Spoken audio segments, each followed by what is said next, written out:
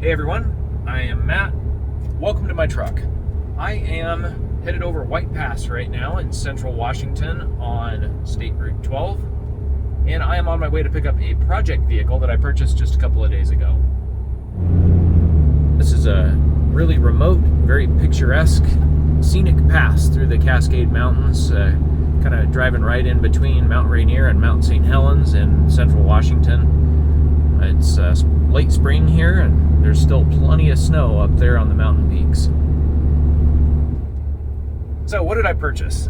Well, I bought what is potentially a can of worms, hopefully not. I had purchased a 2010 Volkswagen Touareg with the V6 TDI in it. This purchase was an as-is, where-is, and needs-to-be towed home kind of a purchase.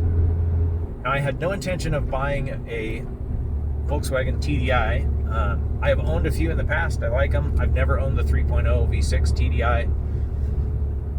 But I was searching for a vehicle for this summer's overlanding adventures. Since my wife's going to be going with me on these, I do not want to take the Samurai. There's just not enough room, and it's not comfortable enough for two people for an extended overland trip. So I was searching for a 2009 to 2012 Grand Vitara with a 2.4 and the 2-speed transfer case. Turns out really hard to find. I did need to get a vehicle, and I just stumbled across this deal on this Touareg. So headed over there to pick it up. Crossed fingers it's going to work out well for me. So why am I having to tow it home? What's wrong with it? Well, the previous owner has just a booklet full of work that was done at the local Volkswagen dealership, and the alternator ended up failing on it a few thousand miles after it was in the dealership last, and it was the final straw for him. He said, you know, I don't want to do this anymore. The alternators on those things are hard to find and very expensive. So the only ones that I found in stock were about $900, and it looks like the replacement process is very involved. It's 6 hours of book time. I don't really know exactly what I'm getting into with it yet. There's likely more wrong with it, but I only paid $3,500 for it. I think I did okay. I've got about an hour left of driving. I'm not quite to the summit of the pass yet, but I am definitely enjoying this drive. Well, it's back at home. It's the following day. I had intended to film the looking at it and picking up process, but it did not go very smoothly. When I got there, the seller was nowhere to be found. Had the right address, vehicle was there. Knocked on his door, he didn't come to the door, the dogs were barking. I ended up waiting in Yakima for about 3 hours and then leaving. I got about 45 minutes back toward home, then he called me and said, hey, where are you at? And his voice, like his speech was super slurred. I could tell there was something going on. I decided to drive back. When I got there, he was just blasted out of his mind. Like he didn't even know where he was. So I didn't feel like I was really on my guard. I didn't really feel comfortable filming anything. So, but I did get a signed title, keys, VIN number matches. I took it to the DMV this morning, got the VIN inspection, and got title, plates, and registration for it. So anyway, that part of it's behind me. Facebook Marketplace just sucks sometimes. So let's walk around this thing. It did come with brand new BF Goodrich mud terrain tires. That's a bonus. I was going to have to put something on there that wouldn't get punctured on rocks anyway. This is a fully optioned TDI model, so it's got all sorts of fancy stuff in it. It's got an Alpine head unit in there. I don't know what the factory VW one was like, but that's kind of nice. In the interior, the headliner is sagging, and I already called a upholstery shop that says like they can do it for $380. They'll build a whole brand new headliner for it, so I'm gonna do that. Where you rest your arm right here, this thing's all messed up. However, I found one that is in perfect condition at a wrecking yard. I'm gonna pick that up tomorrow. A little bit dirty inside, but it doesn't have any funny smells like pets or smoke or anything like that. It's just not really super clean inside, but you know, no real damage or anything, and everything seems to work. And sunroof works good. It does have some dog hair on the back, but it doesn't really smell like dog, so can't complain too much.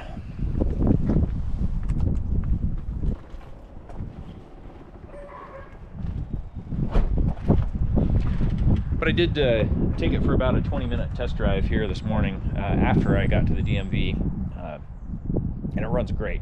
No problems at all. It's really a pleasure to drive. But it does have a failed alternator, and that's something that we're going to have to fix right away. So it actually charges sometimes, and then it kicks back in and out. And this thing, the MFD display on the dash says consumer electronics off or something like that, or consumer electronics disabled. And I guess it does that when it detects that the alternator is not charging to avoid depleting the battery. So like the AC and all that kind of stuff, it works when you first start the car, but after about 30 seconds or a minute, then it shuts all that stuff off. So anyway, the alternator on this is not a small job. I called all my local auto parts stores, and you'd think a reman alternator would be an easy thing to get. None of them have it. Some of them can't even get it.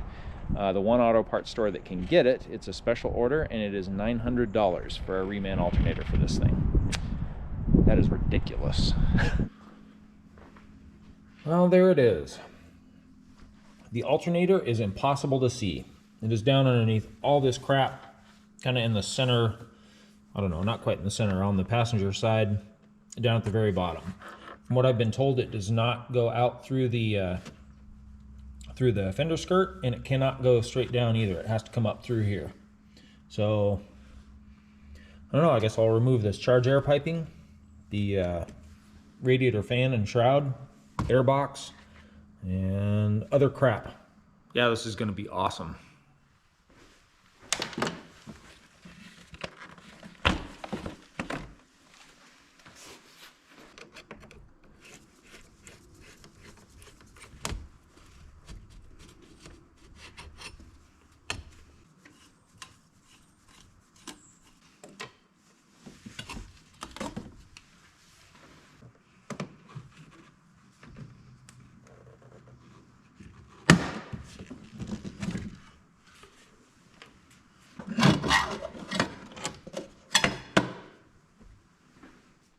Well, I've removed a pile of stuff.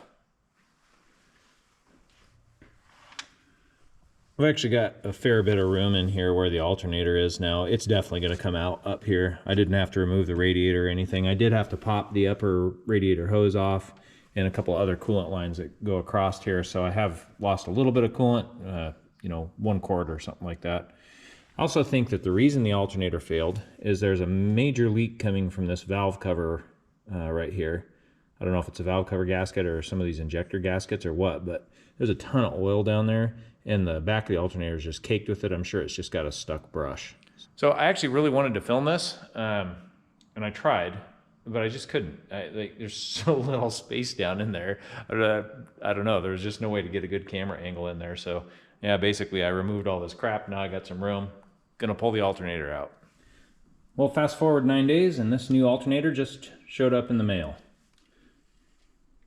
I really wanted an original equipment alternator instead of going with something aftermarket. The rebuilt ones just don't appear to be available out there, although I did find rebuilt kits, which I may purchase and throw in here, hoping that this will be a good spare for me.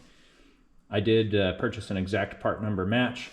This one does say made in Poland, and this one says made in France, but they are the same part number, and everything appears to be essentially the same about them. The mounting points are the same.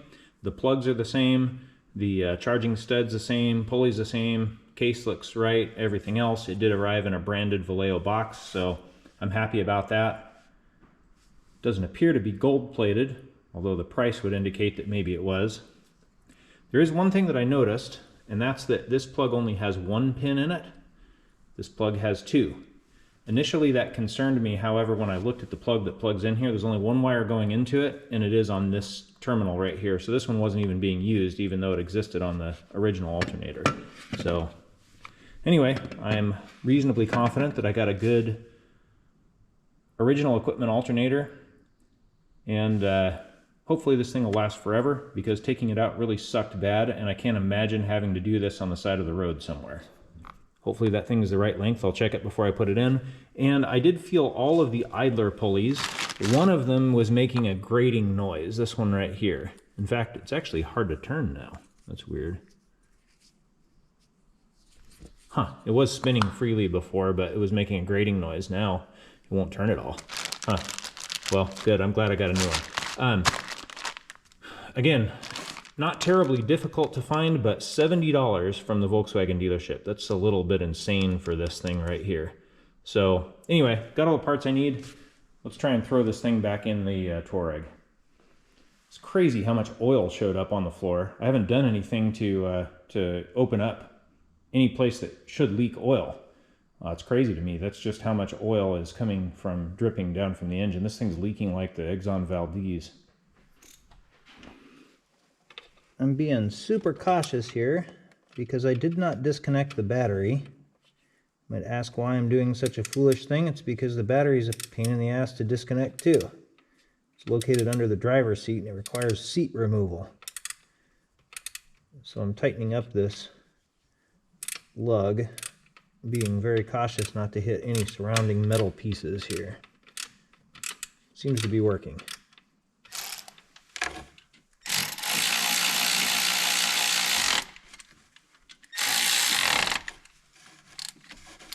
Even the serpentine belt is stupid difficult to change, because it passes through this bracket right here that's used for holding some of the wiring harness. So you have to remove this bracket plus several plugs. It seems like nonsense. I don't know why they had to do that. Dumb. And maybe there's a good engineering reason for it, I don't know, but it sure makes it difficult to do work.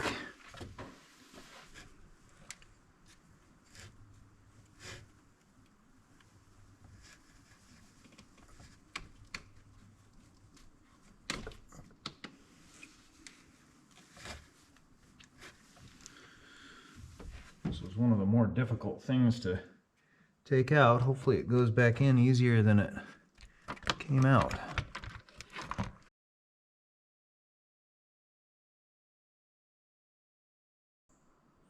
Well, my pile O parts is diminishing. Definitely making some progress.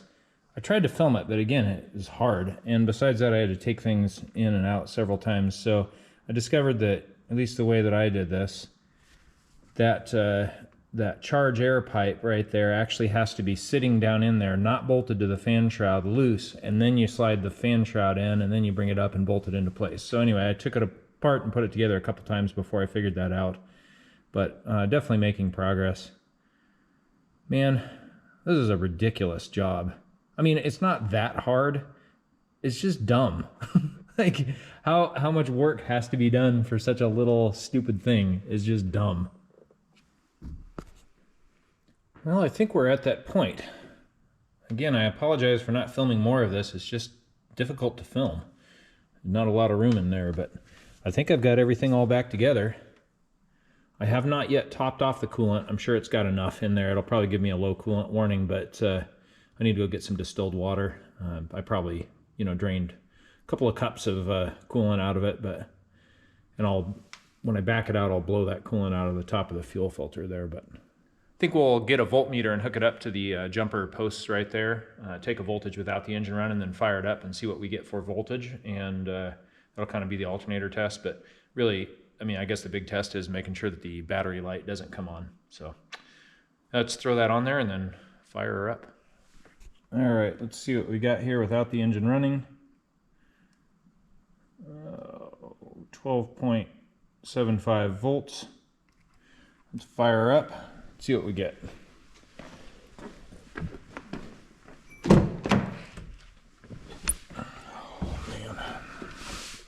Got the batteries under the seat in this thing. I moved the seat all the way forward as I was gonna disconnect the battery, but even that was a massive pain, so I didn't. All right.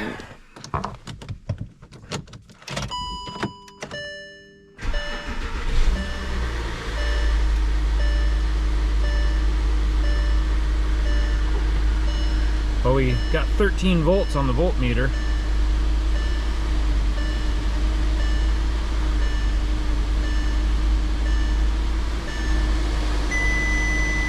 Check coolant, not a surprise.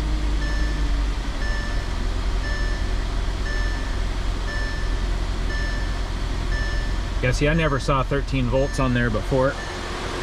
All right.